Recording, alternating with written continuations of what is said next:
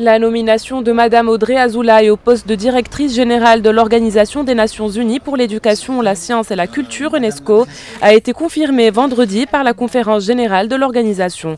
Madame Azoulay avait été élue à ce poste par le conseil exécutif de l'UNESCO le 13 octobre dernier.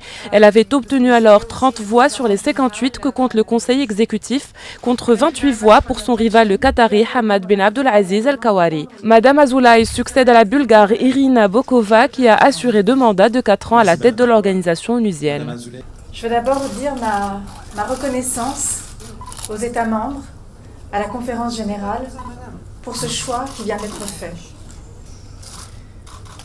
Beaucoup d'attentes se sont exprimées à l'occasion du processus électoral et je mesure les responsabilités qui sont désormais les miennes, au service d'une organisation dont le mandat est fondamental dans notre destin collectif.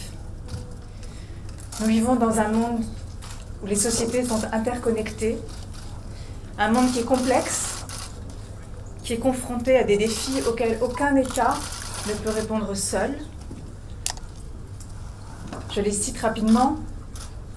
Vous les connaissez, la montée de l'obscurantisme, les menaces de conflit, l'extrémisme violent dans chacune de nos sociétés, les destructions de l'environnement, le défi climatique, le déni de la diversité, qui est un déni de l'autre, et les tentations populistes. Nous affrontons collectivement tous ces défis au même moment que nous vivons une révolution scientifique et technologique sans précédent qui bouleverse notre rapport à l'autre. Et si nous voulons conserver à ce monde un visage humain, si nous voulons prévenir les conflits, si nous voulons contribuer à atteindre l'agenda 2030 que le monde s'est fixé, si nous voulons contribuer à mettre en œuvre l'accord de Paris sur le climat, qui est ambitieux, il nous faut agir à travers les déterminants les plus profonds, qui sont ceux au cœur du mandat de l'UNESCO.